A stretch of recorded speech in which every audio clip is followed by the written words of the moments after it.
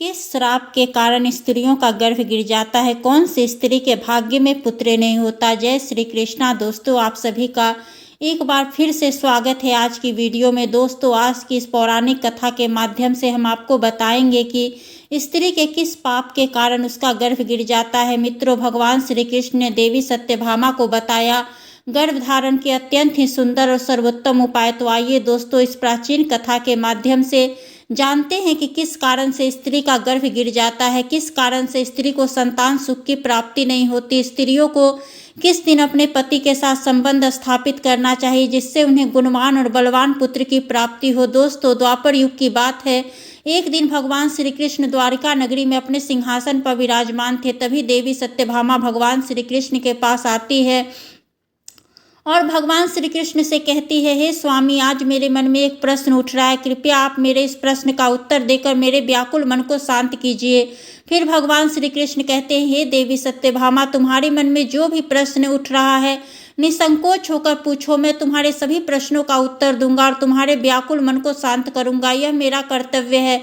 देवी सत्यभामा कहती है, प्रभु, आप तो संपूर्ण जगत के स्वामी हैं, आप तो सब कुछ जानते हैं, सारे जगत में आपकी माया फैली है, आप तो कण कण में वास करते हैं, आप तो सृष्टि के संचालक हैं, आपकी अनुमति के बिना तो स्वयं यमराज भी किसी के प्राण नहीं हर सकते, जन्म और मृत्यु तो आपके अधीन है। हे प्रभु, आपको तो मेरे मन में उठ रहे प्रश्न के बारे में पहले से ही पता होगा। रानी सत्यभामा की बात सुनकर भगवान श्री कृष्ण मुस्कुराते हुए कहते हैं, हे देवी, आप बिना संकोच किए प्रश्न पूछिए। फिर रानी सत्यभामा पूछते हुए कहती है, हे प्रभु, कौन सी स्त्री को संतान सुख की प्राप्ति नहीं होती? किस कारण से स्त्रियों के गर्भ में ही बच्चे की मृत्यु हो जाती है?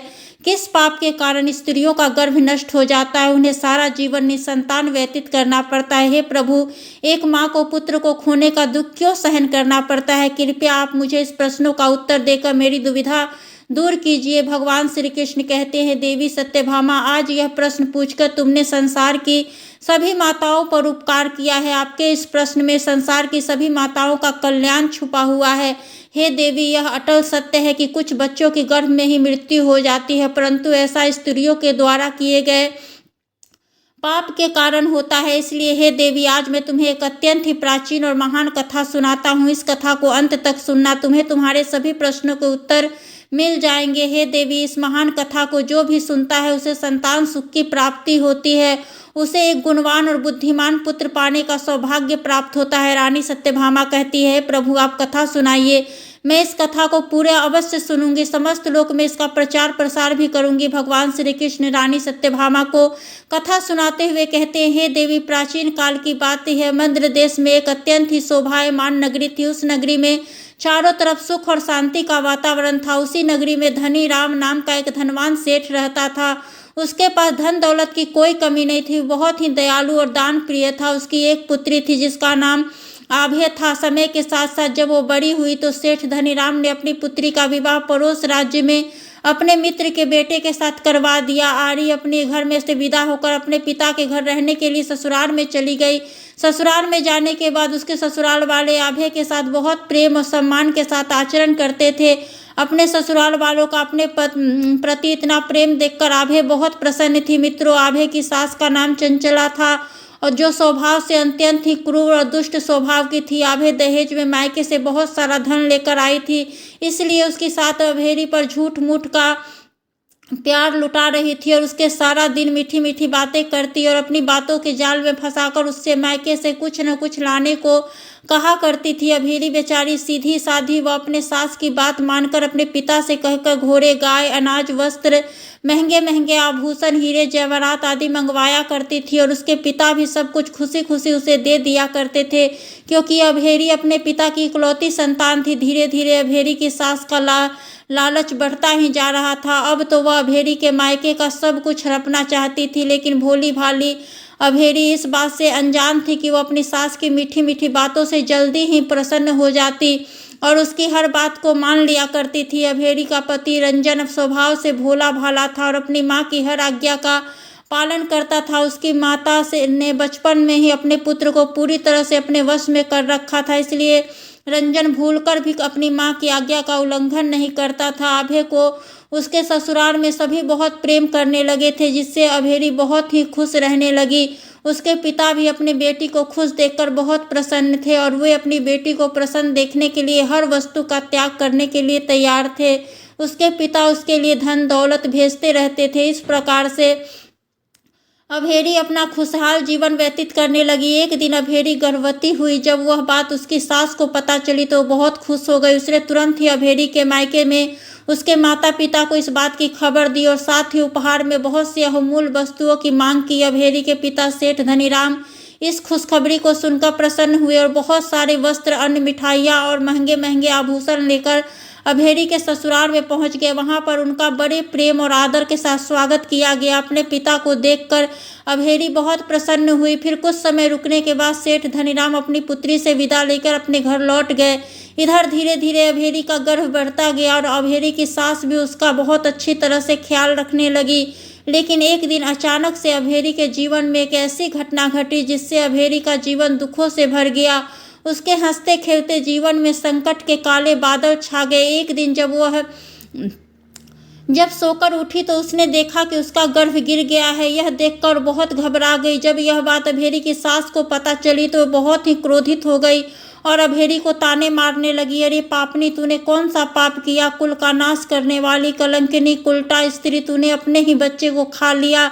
तू स्त्री नहीं, डायन है। तूने जन्म देने से पहले ही अपने बच्चे को मार डाला। इस प्रकार से अभेरी की सास उसको ताने मारने लगी। अपने सास के ऐसे कटु वचन सुनकर अभेरी बहुत दुखी और उदास हो गई। रोते हुए कहने लगी, सासू माँ, इसमें मेरी कोई गलती नहीं है। मुझे समझ नहीं आ रहा है ऐसे किस लिए हुआ है। मैं तो निर्दोष हूँ, मेरे कोई भी ऐसा पाप नहीं किया कि। लेकिन अभेरी की सास उस पर तनिक भी दया नहीं आई और वह क्रोधित होकर बोली, अरे पापनी, तूने अवश्य ही कोई घोर पाप किया होगा जिससे तेरी संतान गर्भ में ही मर गई। उल्टा और पापनी स्त्रियों के बच्चे ही पेट में मर जाते हैं। मित्रों, आगे कथा सुनाते हुए भगवान श्री कृष्ण कहते हैं, हे देवी सत्यभामा, इस प्रकार से अभेरी का गर्भ गिरने के कारण उसकी सास उसे भला बुरा कहने लगी। इसके बाद से अभेरी की सास उसके साथ बहुत बुरा व्यवहार करने लगी। उसे बात बात पर ताने मारने लगी, उसे भला बुरा कहने लगी। अब तो उसकी सास उससे ठीक से बात भी नहीं करती थी। कोई भी बात होती उसकी सास गर्भ वाली बात लेकर उसे ताने मारने लगती। एक दिन अभेरी की सास ने अपने नौकर को अपने घर से यह कहकर निकाल दिया कि अब इस घर में नौकर की कोई ज़रूरत नहीं है। जो भी काम होगा अब यह दुष्ट औरत करेगी। मित्रों, अपनी सास का अपने प्रति ऐसा व्यवहार देखकर अभेरी बहुत दुखी रहने लगी। अब तो उसके सास उससे घर का सारा काम करवाने लगी। सारा दिन काम करने के बाद ही उसे रात को आराम करने को मिलता था। शाम को अभेरी को घर का बचा हुआ भोजन खाना पड़ता था। अब तो अभेरी अपनी सास के सामने आने से भी डरने लगी। फिर एक दिन अभेरी ने दोबारा से गर्भ धारण किया। यह खबर सुनकर घर के सभी लोग बहुत प्रसन्न हुए। अभेरी की सास को इस बात से कोई खुशी नहीं थी। वह उसे ताना ही मारा करती थी, एक बच्चे को तो खा गई, पता नहीं अब इसे जीवित रखेगी या इसे भी खा जाएगी। इसका कोई भरोसा नहीं है, तो डायन है। पता नहीं मैंने किस डायन से अपने बेटे का विवाह कर दिया। अभेरी चुपचाप अपनी सास के कटु वचनों को सहन करती रही। इस बार तो अभेरी की सास ने अभेरी के मायके को इस बारे में कोई समाचार नहीं दिया। वह चुप ही रही। इधर धीरे धीरे समय बीतता गया और अभेरी का गर्भ बढ़ने लगा। बेचारी अभेरी गर्भ धारण की हुई थी अवस्था में भी घर का काम करती, उसकी कोई भी मदद नहीं करता। इतना काम करने के बाद भी अभेरी की सास को उस पर दया नहीं आती थी। इस बार अभेरी के गर्भ के 9 महीने पूरे हो गए। अब उसका एक प्रसूति का समय आ गया। अभेरी को एक कमरे में ले जाया गया। जब अभेरी ने बालक को जन्म दिया तो उस बालक के मुख से कोई आवाज़ सुनाई नहीं दी। वह बालक कोई भी हलचल नहीं कर रहा था, क्योंकि इस बार अभेरी ने एक मृत बच्चे को जन्म दिया था। इस बात को सुनते ही अभेरी जोर जोर से विलाप करने लगी। इधर जब बात अभेरी की सास को पता चली तो वो क्रोधित हो गई और उसने अभेरी को उसी हालत में हाथ पकड़कर घर से बाहर निकाल दिया और उसे भला बुरा कहने लगी और गुस्से में बोली, दुष्ट स्त्री, अब तू इस घर में नहीं रह सकती। अब तू इस घर में रहेगी तो घर का विनाश कर देगी। जो स्त्री अपने बच्चों की नहीं हुई वह हम सब की क्या होगी? इस तरह से तू हम सभी को खा जाएगी। तेरे जैसी पापन स्त्री को घर में रखना ही नहीं चाहिए। पता नहीं कहाँ से तुझ जैसी अभागन से मैंने अपने पुत्र का विवाह कर दिया। अरे दुष्ट, अब तू इस घर से निकल कर जा, इस घर में तेरे लिए कोई स्थान नहीं है। अपनी सास की यह बात सुनकर अभेरी रोते हुए कहती है, हे सासू माँ, मुझे माफ़ कर दो, इसमें मेरी कोई गलती नहीं है। अब मैं इतनी रात को कहाँ जाऊँ? मेरे लिए तो मेरे पति ही सब कुछ है, उन्हें छोड़कर मैं कैसे जा सकती हूँ? कृपया आप मुझे घर से ना निकालिए, मैं घर के सभी काम करूँगी, मुझे घर से मत निकालिए, मेरे ऊपर इतना उपकार कर दीजिए, मैं अपने पति को छोड़कर जीवित नहीं रह सकती। अभेरी की यह बात सुनकर उसकी सास ने कहा, अरे पापी, अगर तू जीवित नहीं रह सकती तो कहीं जाके मर जा, किंतु दोबारा इस घर में लौट के मत आना। मित्रों, आगे भगवान श्री कृष्ण रानी सत्यभामा से कहते हैं, हे देवी, इस प्रकार से अपनी सास के कटु वचन सुनकर अभेरी को बहुत दुख हुआ। फिर अभेरी की सास ने अभेरी को धक्के मारकर घर से बाहर निकाल दिया। अभेरी का पति वही खड़ा खड़ा यह सब चुपचाप देख रहा था, किंतु अपनी माँ के सामने उसकी कुछ बोलने की हिम्मत नहीं पड़ रही थी। फिर इतना कहने के बाद अभेरी की सास ने दरवाज़ा बंद कर लिया। वह बेचारी सारी रात दरवाजे के पास बैठी रही और आवाज़ लगाती रही, किंतु उसकी सास ने एक भी बात नहीं सुनी। अगले दिन सुबह होते ही वह नगर के बाहर चली गई। चलते चलते वह सोच रही थी कहाँ जाए कहाँ न जाए। उसके मन में सोचा, इस हालत में वो अपने पिता के घर भी नहीं जा सकती। यदि वो इस हालत में जाएगी तो नगर में उसके पिता की बदनामी हो जाएगी। यही सब सोचते हुए चली जा रही थी, तभी रास्ते में उसे एक बहुत बड़ा और घना जंगल मिला। उस जंगल में दूर दूर तक कोई मनुष्य दिखाई नहीं पड़ रहा था। अभेरी उस जंगल के अंदर चली गई, तभी उसे जंगल में एक विशालकाय सुंदर वट वृक्ष दिखाई पड़ा। उस वृक्ष के समीप एक सुंदर सा आश्रम था। आश्रम को देखकर वह उसके पास गई और उसके अंदर जाकर इधर उधर देखने लगी, किंतु आश्रम में कोई भी दिखाई नहीं दिया। मित्रों, काफ़ी लंबा सफ़र तय करने के कारण अहेरी बहुत थक गई थी, इसलिए वह वही आश्रम में विश्राम करने लगी। फिर उसने बैठे बैठे निर्णय लिया कि अब तो इसी जंगल में रहेगी, इस आश्रम में निवास करेगी। आगे भगवान श्री कृष्ण रानी सत्यभामा से कहते हैं, हे देवी, यह निर्णय लेने के बाद अभेरी श्री हरि की पूजा करने लगी और उनकी भक्ति में डूब गई। कई वर्षों तक उसके निरंतर भगवान की श्री हरि की तपस्या की। फिर कुछ दिनों के बाद उस आश्रम में एक सन्यासी महात्मा उसके साथ एक सुंदर सी गाय को लेकर पधारे। वे साधु महात्मा अत्यंत ही तेजवान थे, गले में रुद्राक्ष की माला थी, उनके मुखमंडल पर दिव्य तेज था। उनके दिव्य तेज को देखने के बाद ऐसा प्रतीत हो रहा था मानो उन्होंने करोड़ों वर्षों तक कठोर तपस्या की है। जब अभेरी उन सन्यासी महात्मा को देखती है तो वह बहुत प्रसन्न हो जाती है और बहुत ही आदर के साथ उनका स्वागत करती है और कहती है, हे मुनिवर पधारिए, आपका स्वागत है। फिर साधु महात्मा आसन ग्रहण करते हैं। इसके बाद साधु महात्मा बहुत ही मृदुल स्वभाव में अभेरी से कहते हैं, पुत्री, तुम कौन हो? इस सुनसान वीरान से जंगल में किस कारण से अकेले निवास कर रही हो? हे पुत्री, यदि कोई गोपनीय बात न हो तो तुम मुझे बता सकती हो, और तुम्हारे पति कहाँ पर है और तुम्हारे दुख का क्या कारण है? साधु महात्मा की बात को सुनकर अभेरी कहती है, मुनिवर, मैं अत्यंत दुखी स्त्री हूँ और मेरी सासू माँ ने मुझे घर से धक्के मारकर निकाल दिया है, इसीलिए मैं इस वन में निवास कर रही हूँ। साधु महात्मा कहते हैं, पुत्री, तुम्हारी सास ने ऐसा क्यों किया? किस कारण से तुम्हें घर से निकाल दिया? तब अभेरी कहती है, मुनिवर, मेरी पहली संतान गर्भ में ही नष्ट हो गई थी। जब मैं दूसरी संतान को जन्म दिया वह मृत पैदा हुए। इसी कारण से क्रोधित होकर मेरी सास ने बुरा भला कह के मुझे घर से निकाल दिया, इसीलिए मैं इस जंगल में निवास कर रही हूँ। पिता का अपमान न हो इसलिए मैं उनके पास भी नहीं जा पाती हूँ। कृपया आप मेरे इस दुख को दूर कीजिए। मैं कहाँ जाऊँ, मैं क्या करूँ? इस प्रकार से अभेरी द्वारा पूछने पर वे साधु महात्मा कहने लगते हैं, हे पुत्री, यह तो बड़े ही दुख की बात है, किंतु तुम चिंता मत करो, मैं तुम्हें कुछ उपाय बताता हूँ। तुम उस उपाय को करो जिससे तुम्हें एक उत्तम संतान की प्राप्ति होगी। हे पुत्री, तुम इस गाय को अपने पास रखो, इसकी सेवा करो, इसकी सेवा करने से तुम्हें उत्तम संतान की प्राप्ति होगी। अब मैं तुम्हें गर्भधारण कि हो स्त्री जिन नियमों का पालन करना चाहिए उस विषय में बताता हूँ, इसे तुम ध्यान से सुनो। हे बेटी, स्त्री ऋतुकाल के 4 दिनों में अशुद्ध होती है, इसलिए इन दिनों में स्त्रियों को पूजा पाठ नहीं करना चाहिए। इन दिनों में पति पत्नी को ब्रह्मचर्य का पालन करते हुए मर्यादा का व्यवहार करना चाहिए। ऋतुकाल के 4 दिनों बाद स्त्री शुद्ध होती है और 7 दिनों बाद वह पूजा पाठ करने की योग्य हो जाती है। इसीलिए हे पुत्री, इन 7 दिनों में प्रत्येक स्त्री को गर्भधारण से बचना चाहिए, क्योंकि इन दिनों में गर्भधारण अच्छा नहीं होता। इससे संतान की आयु कम होती है और इन्हें जीवन में कई तरह की परेशानियों का सामना करना पड़ता है।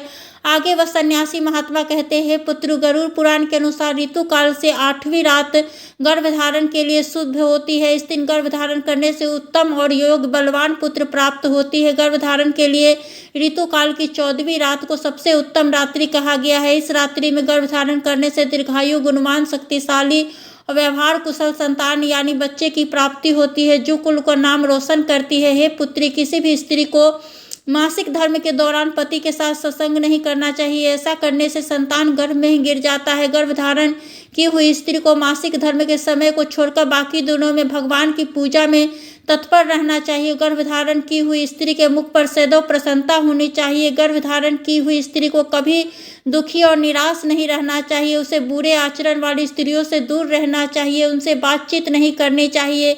एक गर्भवती स्त्री को भूल से भी दूसरे के घर का भोजन नहीं करना चाहिए। गर्भिणी स्त्री को सूप की हवा से बचकर रहना चाहिए। सूप की हवा लगने से भी गर्भ का नाश होता है। गर्भधारण की हुई स्त्री को कभी ऐसी वस्तु के दर्शन नहीं करने चाहिए जिसे देखने पर उन्हें डर लगने लगे, और डरावनी कथा कहानियां भी नहीं सुननी चाहिए। गर्भधारण की हुई स्त्री को कभी भी अत्यंत गर्म भोजन नहीं करना चाहिए। पहले का किया हुआ भोजन जब तक अच्छी तरह से पच नहीं जाता, दोबारा भोजन नहीं करना चाहिए। गर्भिणी स्त्री को एक साथ भरपेट भोजन नहीं करना चाहिए। उसे थोड़ा थोड़ा करके भोजन करना चाहिए, जिससे बच्चे होकर मर जाते हो, अथवा जो स्त्री बांझ हो, ऐसी स्त्री के संपर्क नहीं रहना चाहिए। आगे वह सन्यासी महात्मा कहते हैं, पुत्री, जो भी स्त्री नियमों का ईमानदारी से पालन करती है उसे उत्तम पुत्र की प्राप्ति होती है, और जो स्त्री नियमों का पालन नहीं करती उसका गर्भ गिर जाता है, उसे संतान सुख की प्राप्ति नहीं होती, सारा जीवन वह निसंतान रहती है। पुत्री, इस प्रकार मैंने तुम्हें संतान प्राप्ति के महत्वपूर्ण नियम बता दिए हैं। तुम इन नियमों का पूरी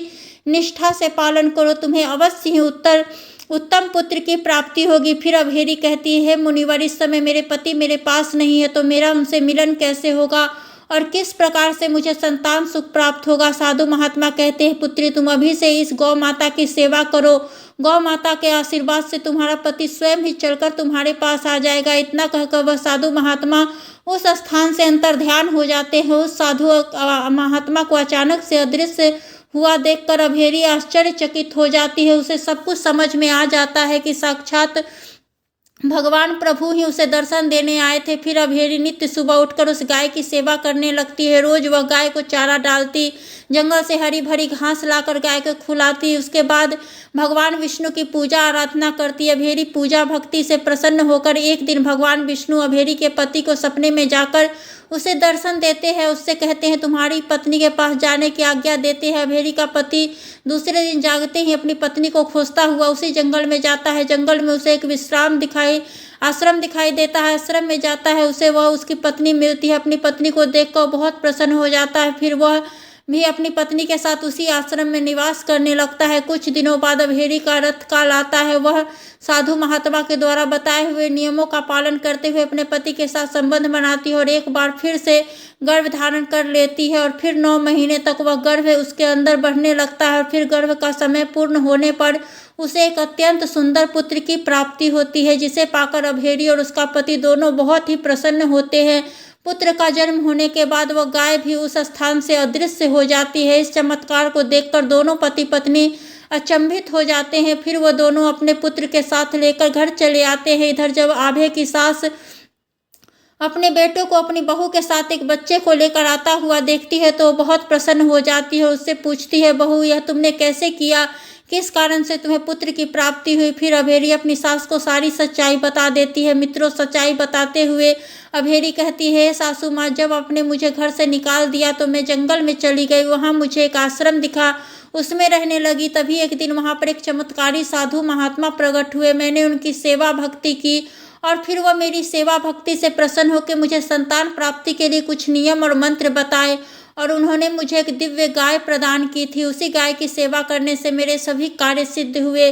अभेरी की सास को अपनी बहू की बातों पर विश्वास नहीं हो रहा था। फिर वह आगे अभेरी से पूछती है कि हे बहू, वह स्थान कहाँ पर है? कृपया मुझे वह स्थान बताओ। अभेरी अपनी सास को उस स्थान के बारे में बता देती है। फिर दूसरे दिन उसकी सास चुपचाप अकेले उस स्थान पर चली जाती है और उस चमत्कारी साधु महात्मा की राह देखने लगती है। उसके मन में लालच होता है। वह सोचती है कि जब वह साधु महात्मा आएंगे तो मैं उनसे बहुत सा धन मांगूंगी। किंतु उस दिन वहाँ एक राक्षस आ जाता है। वह राक्षस भेड़ी की सास को उस आश्रम के पास खड़ा हुआ देखती है तो वह तुरंत उसके पास जाता है और कहता है, अरे वाह, आज मेरे लिए इस जंगल में ताज़ा ताज़ा भोजन आया है, आज तो इस बुढ़िया को खाने में बड़ा मजा आएगा। भेड़ी की सास जब राक्षस को देखती है तो वह थर थर काँपने लगती है और जोर जोर से चिल्लाने लगती है, किंतु उसकी सहायता के लिए उस स्थान पर कोई नहीं आता। फिर उस राक्षस के सामने दया की याचना करने लगती है, हे राक्षस, मुझे छोड़ दो, मेरा भक्षण मत करो, मैं तो वृद्ध महिला हूँ, मेरा भक्षण करने से तुम्हारा क्या होगा।